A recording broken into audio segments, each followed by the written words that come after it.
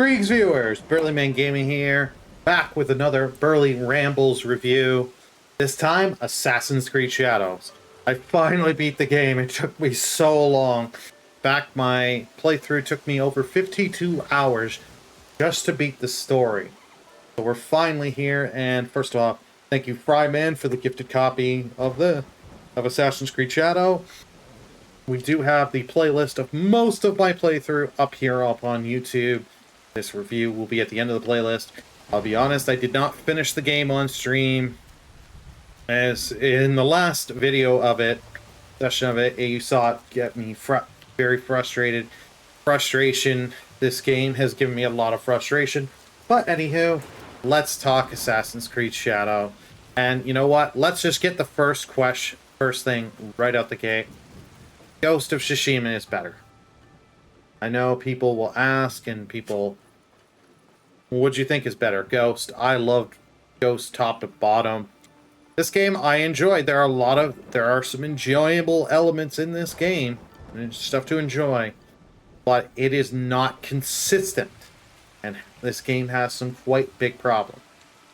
So first thing here at the hideout, just want to give you a little piece of advice anyone playing this. Get that Terra as quick as you can. It gives you a permanent 10% increase to EXP.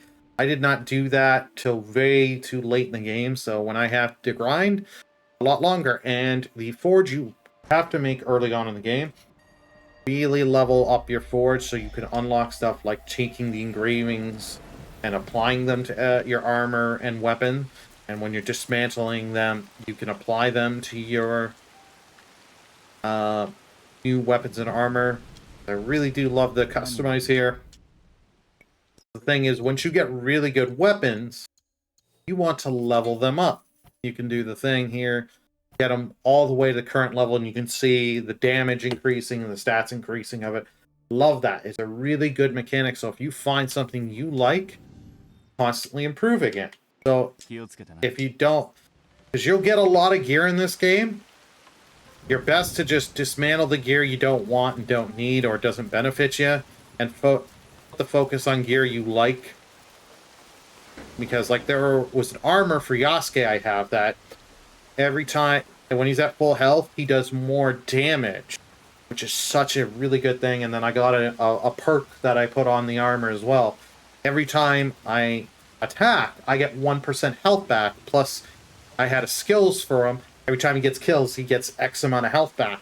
So constantly staying up healthy, and then kicking in the other armor effect when I'm at full health, just smashing through armor, doing more damage.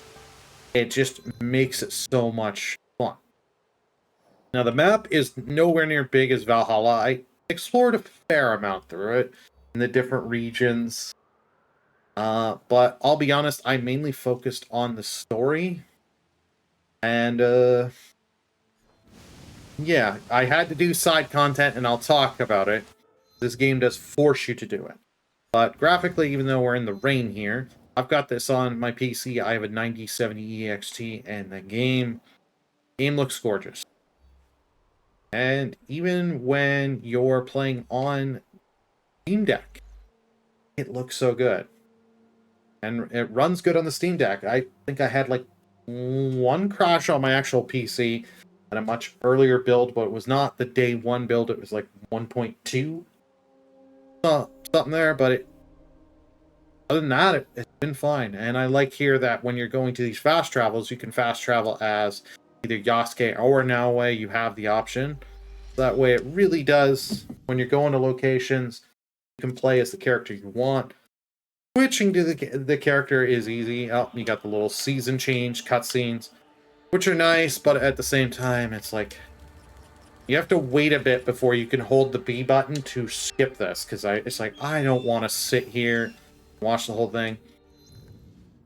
As we're in a little stealth thing here, it might not let me switch, but switching between Yasuke and Naoe is pretty simple. It just takes a few seconds to load, and if you've got a good PC on the Steam version, I can say the loading is quite fast. But Yasuke and Naoe, they're quite different, but I have to pick one. It's Yasuke. Yasuke, because in combat you can be underleveled, and you will be underleveled in combat, Yasuke can still handle himself. Now that Naoi can't handle herself, she's just not as capable of as Yasuke when you are in a group of fighting a bunch. Because Yasuke, especially when you level up his weapons and his abilities and stuff, you're constantly just crushing enemies, and God, I love it. Fun. Oh. Gonna try and go here stealth here for a sec and show that Yasuke can do his own assassinations. They're called brutal assassination. Next thing. Forget you can hit the one thing and it'll put you in the photo mode.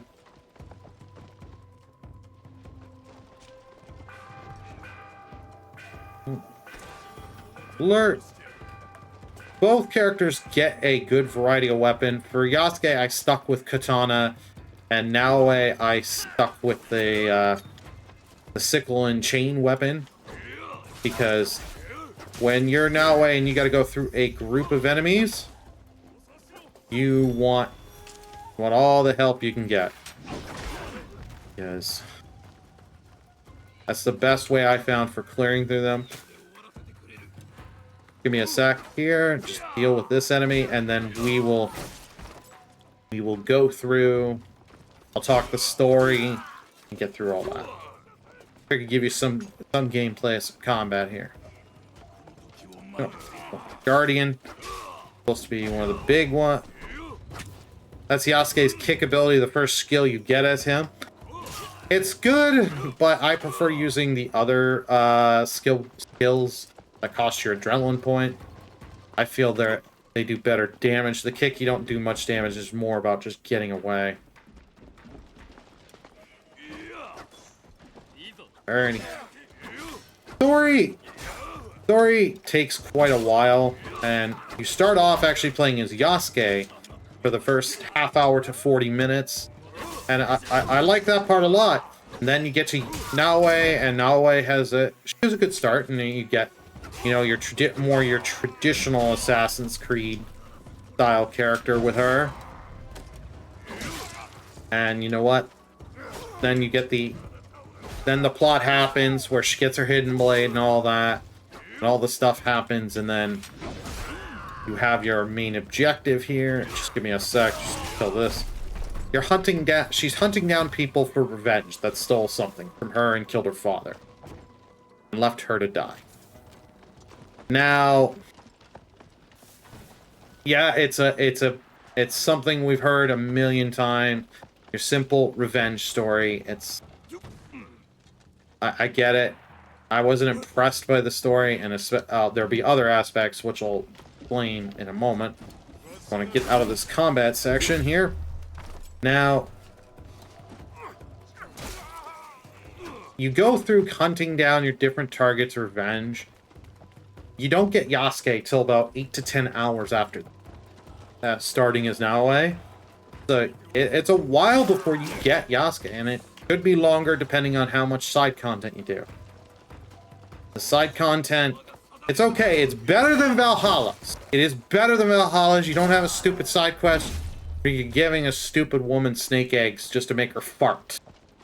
They at least learned their lesson there. Like, the side content mostly is finding these lost scrolls, praying at shrines, doing katana stuff with Yasuke, these little timing mini games with Naoe that unlock past memory, but I hate that you gotta do this whole timing mini game for like a good 2 minutes. It can take some time, and then you get to you're going in the past and seeing things as Naoe's thing. Perspective of what happened and learning a bit more about her.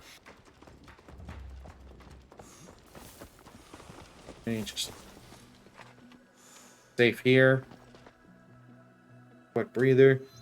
But as you go through this story and hunting down Shinkaku, however you pronounce them, terrible with names, you'll then get to the third act, and once you get to the third act, you have to do, it tells you, oh, do Naoe's journey.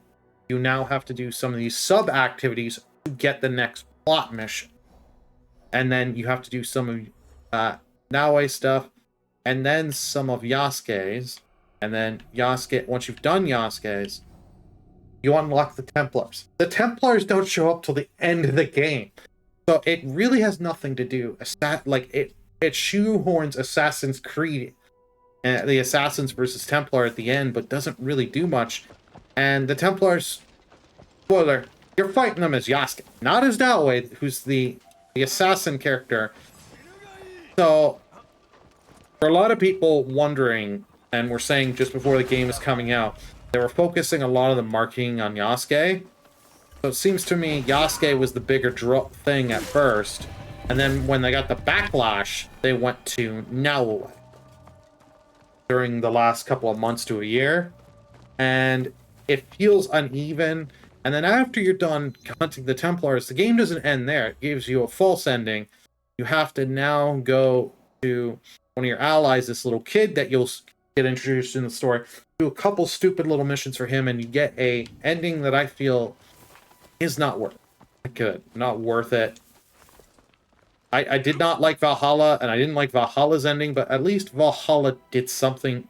It did something different. It tried to integrate the modern day plot and do stuff with the modern day plot. This game has no modern day plot. So, like, I know they are struggling to do stuff with the modern day plot, but it seems this game was rushed out to get out here because Ghost Tsushima sold well and did well. Like, fuck, we need to get this out now. I think this game needed more time to sit and them to go over. Like, the plot should not take as long as it does. Shouldn't need to do a bunch of side stuff and level grind to get through the game.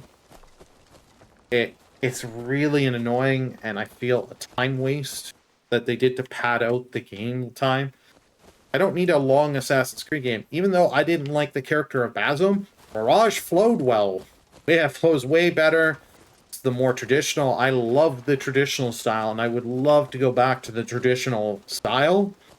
I think Ubisoft should be looking into that and going back to the traditional style.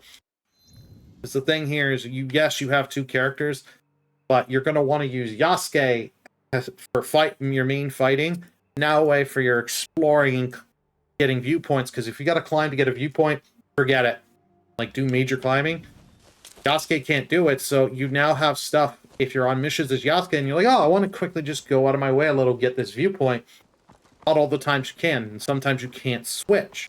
There'll be a few times you can't switch, and it's like, well, fuck me. Like, you're doing this just to pad this out. They do add one thing to the system that I'll... just give me a sec. Just going to find it on one of the maps here. To make up for that, for when you can't get viewpoints, there's these little... little secret dens you can pay. You have to pay in the in-game currency. That's what you're really using your money for, as well as upgrades to weapons and at the home base. Buy these, and then you unlock a fast travel. Which... okay, they're not bad, and you get a fair amount of them, but it still doesn't fully fix the problem you created. Like, this game didn't need two characters. It should have just been one character that could do both styles of gameplay, being stealthy, but he didn't feel as burdened in combat. Like, you get the double assassinate in this game, but it doesn't work consistent. And it's something that bothers me, because it's an Assassin's Creed game. They should have this. It should work. But I don't know. I know I'm rambling a lot in this rambling review, but I'm just tired of it, and it's like this franchise needs to go under hiatus, but Ubisoft is not doing well, so they need these every couple 2-3 years. They need to take it back, make smaller games on these, go back. You can do the two different formulas you want.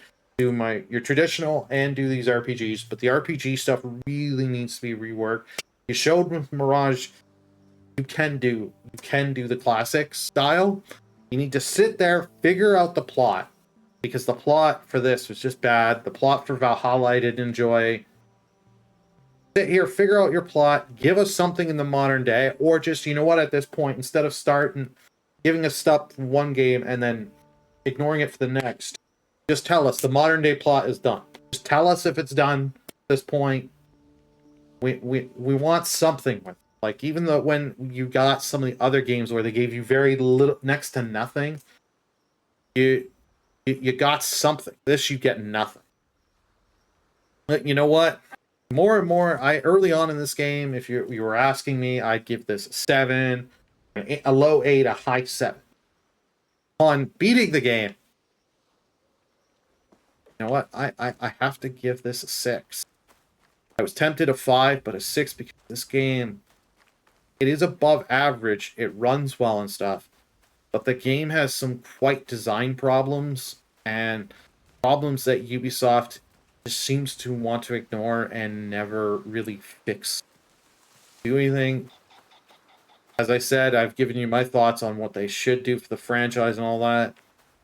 But let me know in the comment section, what did you think of this game? What did you think of the review? I'd love to hear from you. If you're new here and you like what you saw, hit that subscribe button. Click that notification bell. That way you get notified of next videos that come. Also click the thumbs up button and leave a comment if you won't mind. It does help with the engagement and more people can. Thank you all so much. Burly Man Gaming. See y'all next time. Bye, everyone.